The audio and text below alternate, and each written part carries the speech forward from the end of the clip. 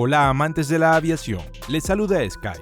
Hoy dejaremos de lado la acogedora aviación civil y nos adentraremos en el mundo militar, el mundo de las rápidas y furiosas aves de combate que deleitan a los amigos en los espectáculos aéreos y aterrorizan a los enemigos en las guerras. Pero no nos iremos muy atrás en la historia, empezaremos directamente con la cuarta generación. Nuestro héroe de hoy es el padre de esta generación y es un avión muy famoso. Démosle una bienvenida adecuada. El F-14 Tomcat es un caza a reacción, desarrollado a principios de la década de los 70 por Grumman para la Marina estadounidense. Este caza fue creado utilizando una serie de soluciones técnicas nuevas, basadas en los conceptos y la experiencia de guerras anteriores. En principio, es considerado el primer representante de los cazas de cuarta generación y el primer representante de la llamada serie de los dieces, F-14, F-15, F-16 y 18. Hubo un tiempo en el que el F-14 pisaba fuerte y estaba en la mente de todos, aunque debido a su naturaleza específica, solo se fabricó un número bastante modesto, si se puede llamar modesta a una serie de más de 700 unidades. Todavía está en servicio, aunque no en caza, sino, irónicamente, en la Fuerza Aérea de uno de los principales adversarios de Estados Unidos. Bueno, dicho todo esto, volemos al pasado.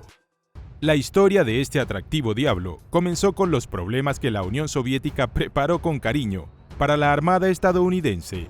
A finales de la década de 1950, el desarrollo de las tecnologías de misiles y aviación se convirtió en un reto para los marines. Los bombarderos soviéticos eran capaces de realizar ataques muy rápidos y los misiles antibuque eliminaban la necesidad de acercarse a sus blancos. Los sistemas de defensa aeronaval no podían resolver completamente este problema, y la aviación naval, aunque seguía siendo la principal defensa, apenas podía garantizar la seguridad. El radio y la duración de las patrullas de estos aviones eran modestos, y el armamento ya no impresionaba. La flota necesitaba nuevos cazas, capaces de responder a las exigencias de la época, con armas más potentes, mejores radares, mayor alcance y fiabilidad. Esta necesidad se hizo evidente en 1961, cuando Robert McNamara se convirtió en el secretario de Defensa de John F. Kennedy. Sí, en sus tiempos, este político generaba mucha polémica. Su problema era que los aviones eran cada vez más complejos y caros. Así que en un intento por reducir los costes de creación y mantenimiento de nuevos equipos, el Pentágono llegó a la conclusión de que hacía falta una profunda unificación. Es decir, había que crear un caza único, cuyas modificaciones sirvieran tanto para la Fuerza Aérea como para la Marina. Como pueden ver, las ideas del programa Joint Strike Fighter no son nada nuevas.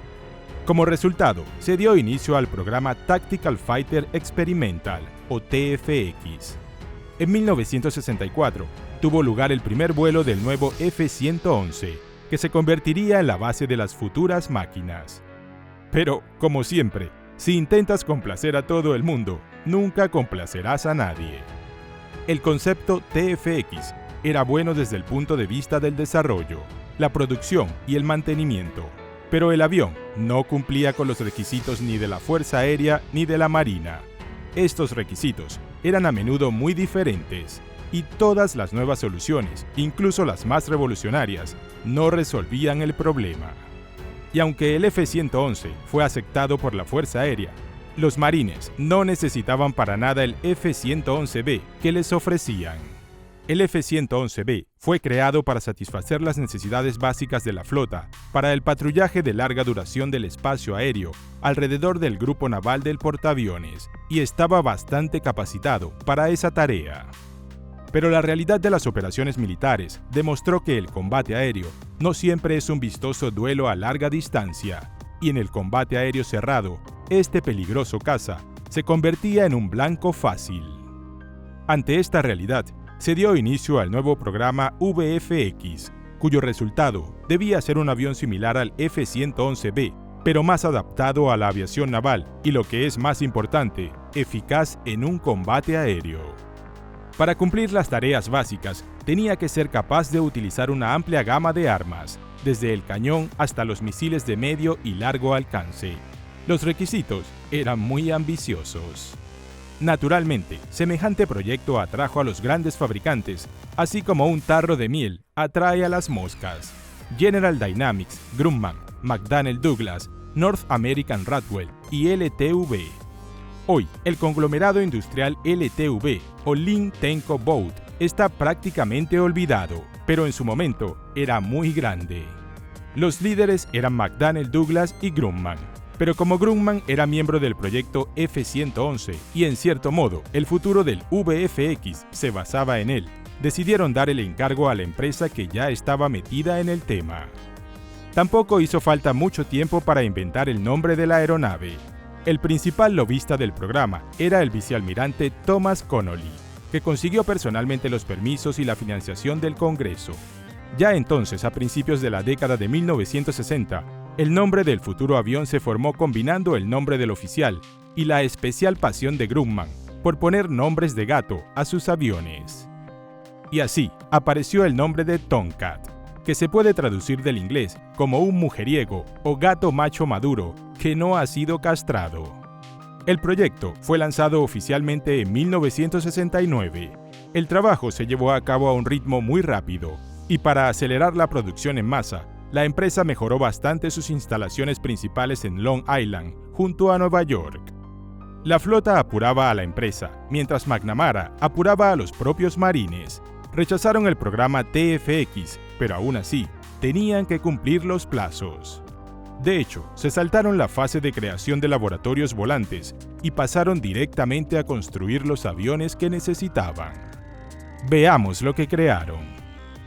El caza tiene un ala alta de geometría variable, un empenaje con 2 estabilizadores verticales y 2 motores situados en la parte trasera del fuselaje.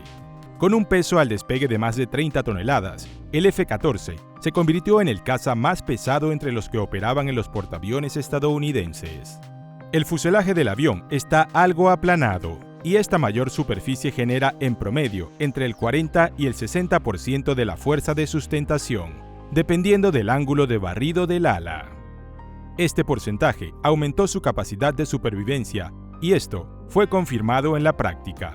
El F-14 estuvo en serios problemas varias veces, y aún así logró aterrizar con éxito. Incluso llegó a estar casi desprovisto de un ala o el estabilizador vertical. El ala de la aeronave tiene la capacidad de cambiar su barrido y puede hacerlo automáticamente en función del modo de vuelo, incluso durante una batalla. Las alas pueden cambiar el ángulo de 20 a 68 grados. Los ingenieros trabajaron activamente en el ala durante las pruebas. El avión llegó a realizar aterrizajes en un portaaviones con el barrido máximo, pero la velocidad era demasiado alta y se les recomendó encarecidamente a los pilotos que no lo hicieran. Además, el avión realizó vuelos de prueba con las 2 alas teniendo diferentes barridos sin perder el control. Una parte bastante grande del ala permanece inmóvil. Esto fue hecho a propósito, para que hubiera espacio para suspender equipos y armas. En el F-111 había pilones giratorios directamente en las alas, pero esta práctica no dio resultado. Era pesada e ineficiente aerodinámicamente.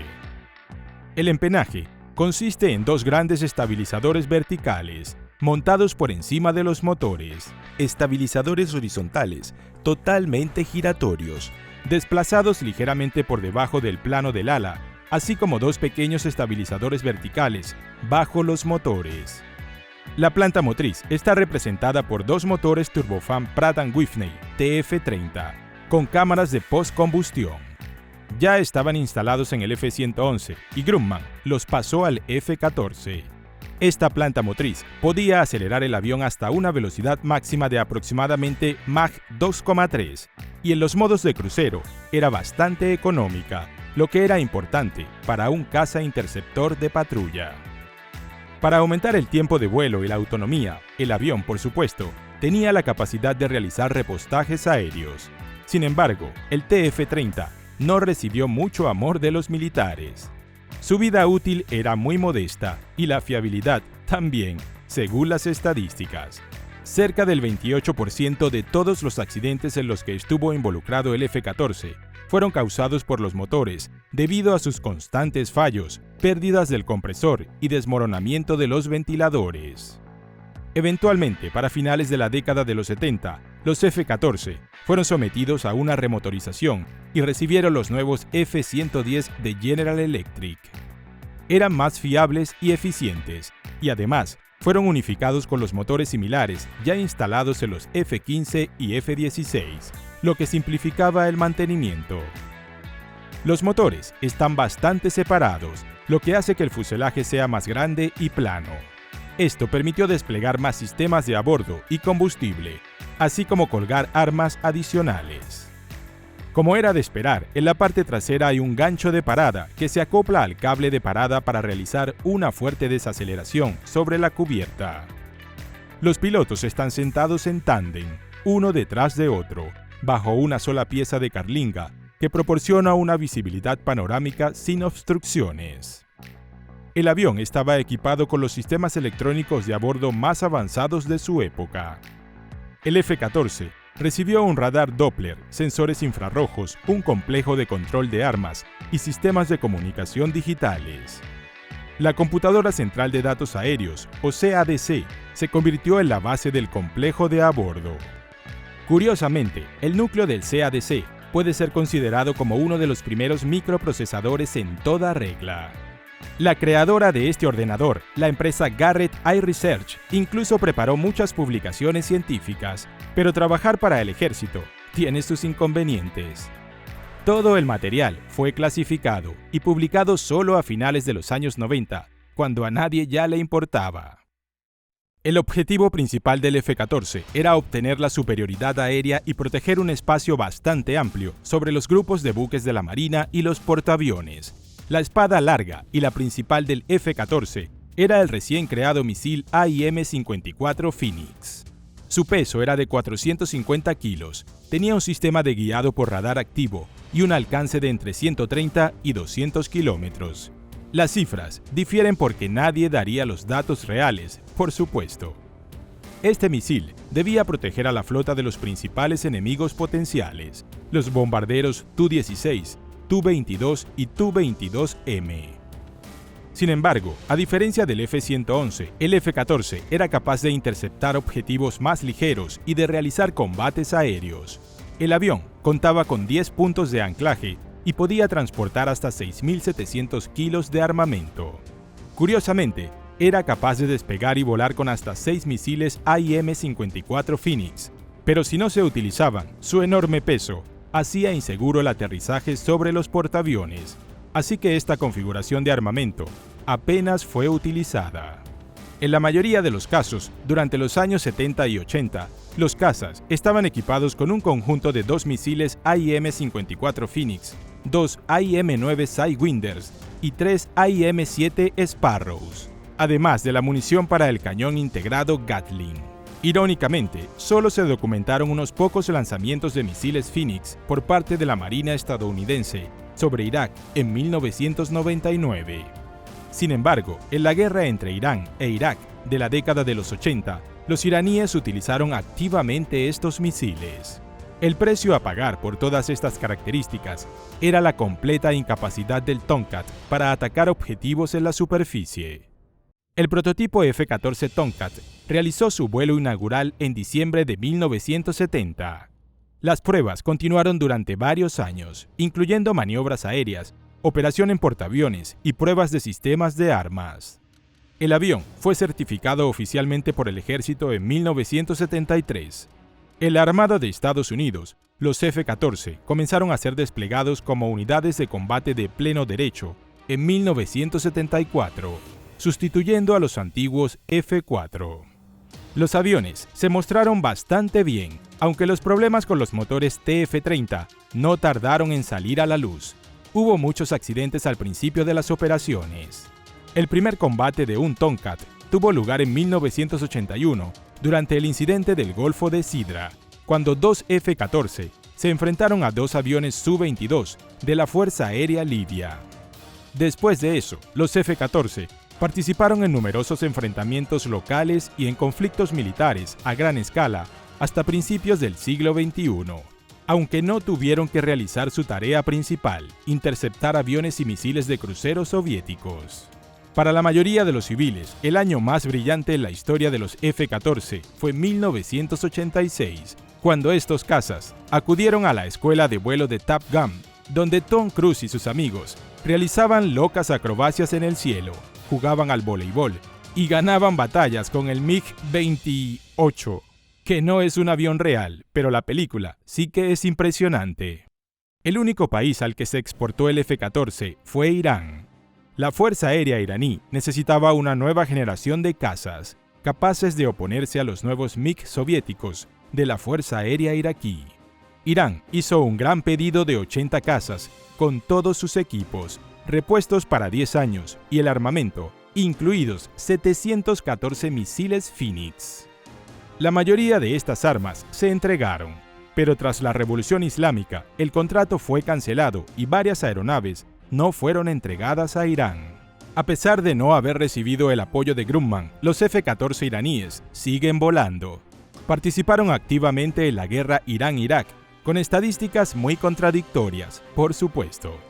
Además, no se sabe exactamente cuántos de ellos continúan en servicio.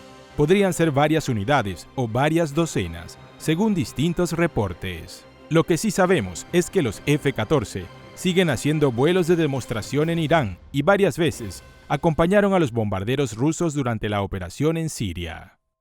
En esencia, el F-14 fue el primer caza de cuarta generación, pero al haber sido creado a principios de la década de los 70, tenía muchas soluciones toscas sin pulir, aunque esto era compensado por el considerable potencial de modernización.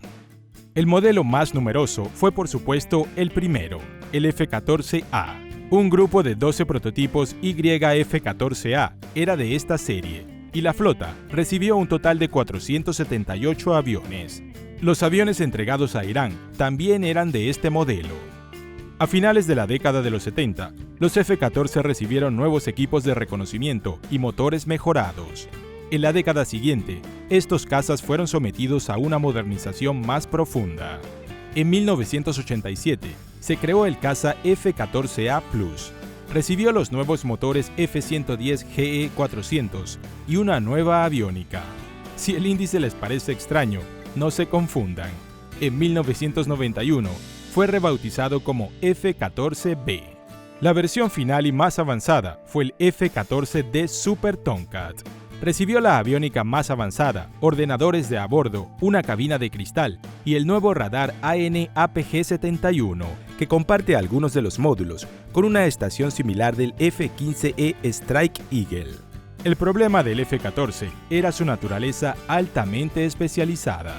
Como caza de superioridad aérea, era bueno contra los aviones enemigos, pero no era eficaz contra los objetivos en tierra. Al principio, esto no era crítico, pero con el tiempo, la aviación se estaba volviendo más y más universal, y el Tomcat simplemente no podía seguir estas tendencias. Finalmente, en la década de 1990, tras la retirada del avión de ataque A-6 Intruder, Grumman decidió ocuparse de este asunto. Los aviones estaban equipados con varios tipos de bombas y se suponía que podrían proporcionar un apoyo adicional al FA-18 en las operaciones de bombardeo. Sin embargo, esto no resolvió todos los problemas. Además de su alta especialización, el F-14 seguía siendo complejo y muy costoso.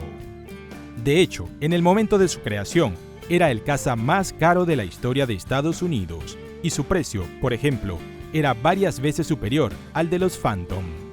Ya en la fase inicial, estos factores impidieron que el avión se convirtiera en un éxito de ventas.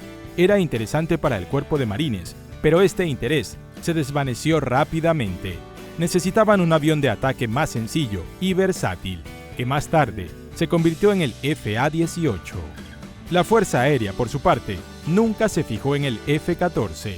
En cambio, optó por desarrollar sus propios programas, cuyos resultados fueron el F-15 y el F-16. A principios del siglo XXI, quedó claro que el F-14 ya no era relevante. Grumman inició los trabajos para actualizar el avión, pero este proyecto era demasiado complicado y caro. La mejor opción era comprar las nuevas versiones del FA-18. Técnicamente, ya a finales de los años 80, el Pentágono dudaba de este caza claramente obsoleto y no hacía nuevos pedidos grandes, sino que prefería modernizar la flota existente. El nuevo F-14D costaba entre 35 y 40 millones de dólares. Para 1991, esto era demasiado caro.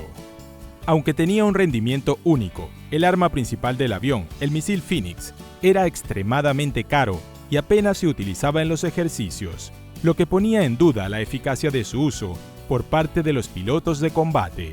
Al final, el polivalente FA-18, creado para complementar al F-14, lo sustituyó por completo tras varias modernizaciones. La producción en serie del F-14 se cerró en 1991 y el caza fue retirado del servicio en Estados Unidos en 2006. En total, se entregaron 712 aviones. Y esta es la historia del glorioso F-14 Tomcat. Es impresionante, pero no muy larga. Les deseo vuelos rápidos y aterrizajes suaves, cadetes de Top Gun. Gracias por ver este video. Si te gustó, dale un like y si aún no lo has hecho, suscríbete al canal. Activa la campanita de notificaciones para que no te pierdas ninguno de nuestros próximos videos.